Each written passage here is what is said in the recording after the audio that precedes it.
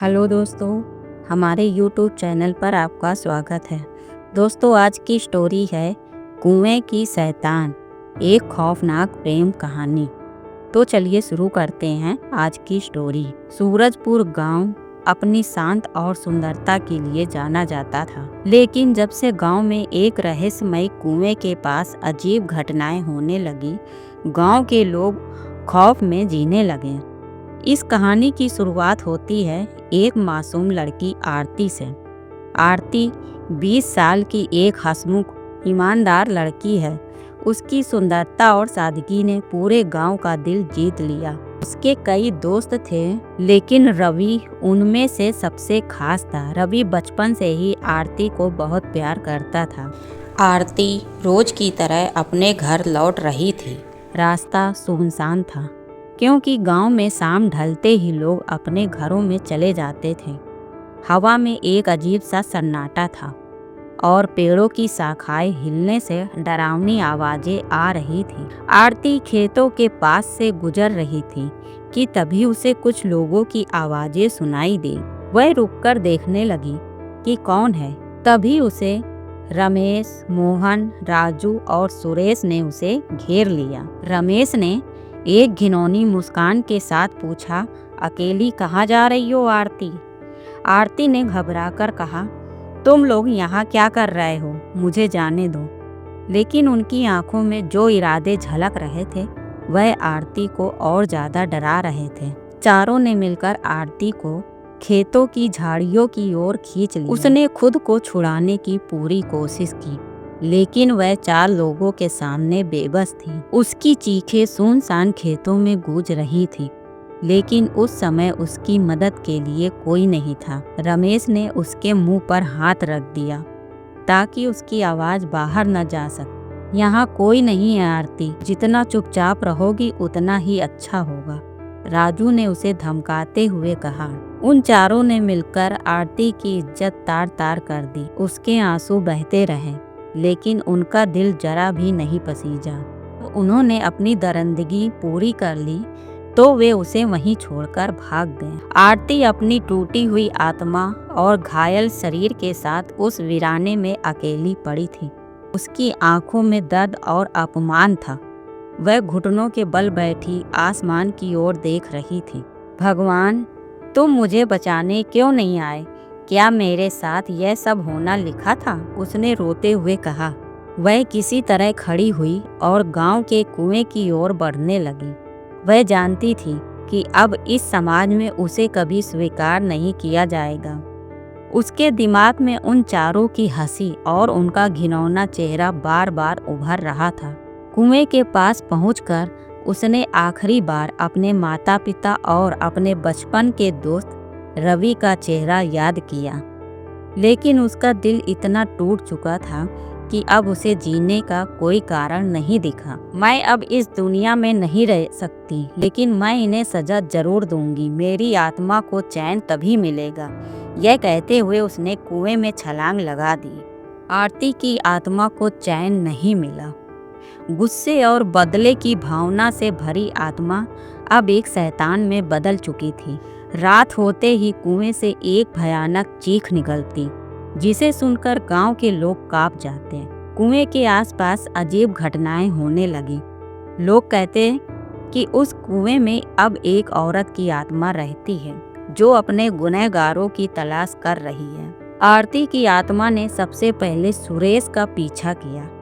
एक रात जब सुरेश अकेला अपने खेतों में काम कर रहा था, तो उसे लगा कि कोई उसके पास है। उसने मुड़कर देखा, लेकिन वहां कोई नहीं था।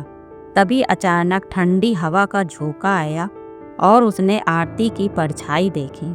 सुरेश ने भागने की कोशिश की, लेकिन आरती की आत्मा ने उसे पकड़ लिया। उसकी चीख सुनकर गांव के लोग दौड़े, लेकिन तब तक सुरेश की लाश कुएं के पास पड़ी थी। उसके चेहरे पर खौफ और शरीर पर खरोंचों के निशान थे। सुरेश की मौत के बाद गांव में दहशत फैल गई। रमेश, मोहन और राजू अब हमेशा डरे हुए रहते। उन्हें लगता था कि अगला नंबर अब उन्हीं का है, और ऐसा ही हुआ। एक रात रमेश अपने घर में सो रहा था। अचानक उसकी खिड़की खुली और एक ठंडी हवा का झोंका अंदर आया। उसने देखा कि आरती की परछाई उसके कमरे में खड़ी थी। तुमने मेरी जिंदगी बर्बाद की, अब मैं तुम्हें चैन से जीने नहीं दूंगी, आत्मा ने गुर्राते हुए कहा। रमेश भागने की कोशिश करता रहा, लेकिन उसकी आत्मा ने उसे मार डाला। अगले दिन उसकी लाश उसी कुएं के पास मिली। अब मोहन की बारी थी।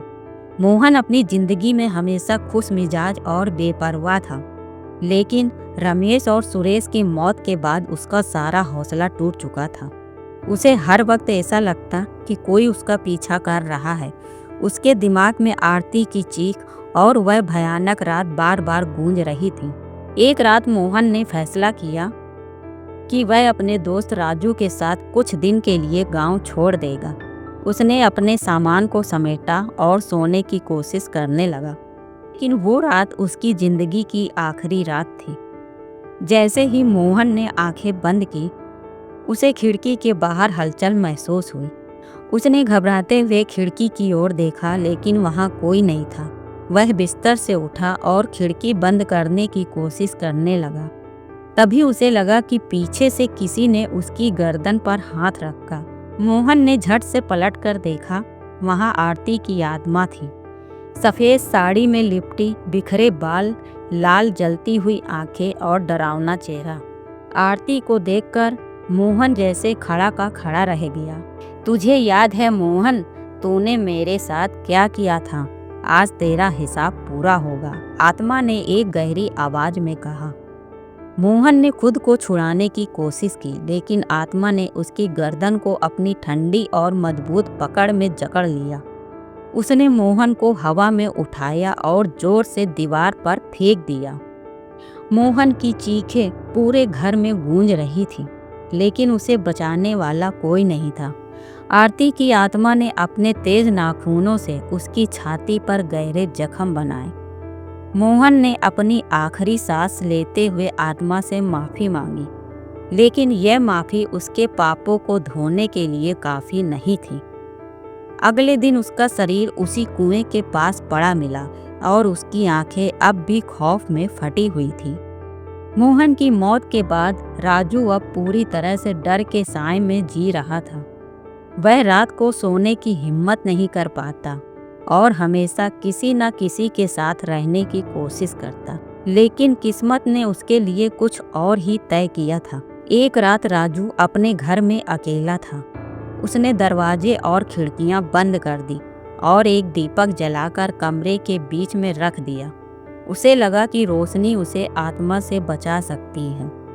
अचानक कमरे का तापमान गिरने लगा, दीपक की लौ लड़खड़ाने लगी और फिर बुझ गई। कमरे में एक अजीब सी ठंड और सन्नाटा छा गया। राजू के पसीने छूटने लगे। वह समझ गया कि आरती की आत्मा उसके पास आ चुकी है। उसने डर के मारे कमरे के कोने में छिपने की कोशिश की, लेकिन जैसे ही उसने सिर उठाया, सामने आरती खड़ी थी।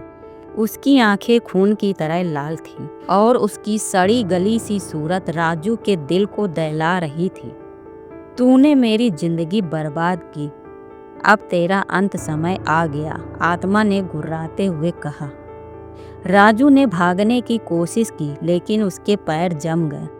आत्मा ने अपने लंबे और नुकीले बालों को हवा में फैलाया, जो सांप की तरह हर दिशा में घूमने लगे। उसके बालों ने राजू को जकड़ लिया। राजू चिल्ला चिल्ला कर माफी मांगता रहा, लेकिन आत्मा के अंदर गुस्से और बदले की आग थी। उसने अपने नाखूनों से राजू की गर्दन पर गहरे घाव बनाए और उसे छत से उल्टा लटका दिया। तूने मेरे साथ जो किया था, उसकी सजा अब तुझे मिलेगी। तुझे दर्द का हर पल महसूस होगा, आत्मा ने ठंडी और कठोर आवाज में कहा। आखिरकार आत्मा ने राजू की जान ले ली और उसका निर्जीव शरीर कुएं के पास छोड़ दिया। राजू की मौत के बाद पूरे गांव में डर का माहौल था। लोग अब रात को घर से बाहर निकलने से डरते थे। हर कोई जानता था कि यह सब आरती की आत्मा का बदला था। अब गांव के लड़के खास तौर पर कुएं के पास जाने से बचने लगे। आरती की आत्मा ने उन सभी दरिंदों को सजा दी जिन्होंने उसके साथ अन्याय किया था।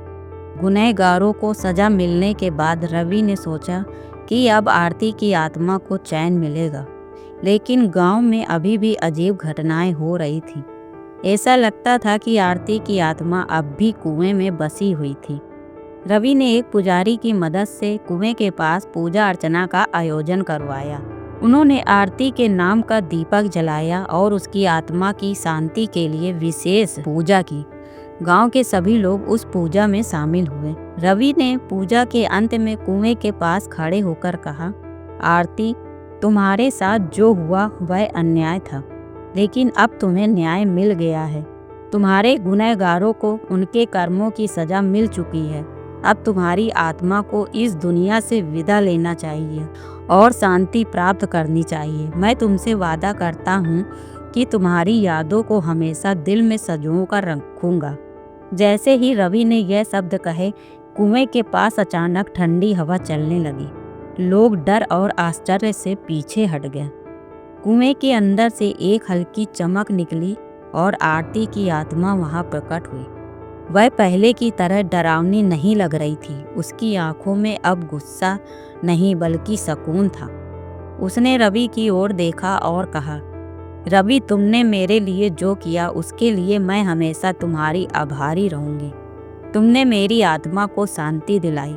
अब मैं इस दुनिया से विदा ले रही हूँ। यह गांव अब सुरक्षित रहेगा। मेरा बदला पूरा हो चुका और अब मुझे कोई दुख नहीं है। इतना कहने के बाद आरती की आत्मा ने हाथ जोड़कर रवि और गांव वालों को विदा कहा। उसकी आत्मा धीरे धीरे उस रोशनी में विलीन हो गई और वहां से गायब हो गई। आरती की आत्मा के जाने के बाद गांव में फिर कभी कोई अजीब घटना नहीं घटी। गांव के लोग अब कुएं के पास जाने से नहीं डरते।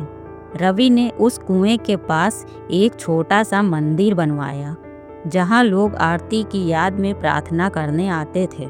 गांव में एक बार फिर शांति और खुशहाली लौट आई। दोस्तों, आपको हमारी ये स्टोरी कैसी लगी? आप अपनी राय हमें ज़रूर बताएं। और अगर हमारी ये स्टोरी पसंद आई हो तो हमारे YouTube चैनल को सब्सक्राइब करें, वीडियो को लाइक और शेयर भी करें। फिर मिलेंगे एक नई स्टोरी के साथ। तब तक के लिए बाय।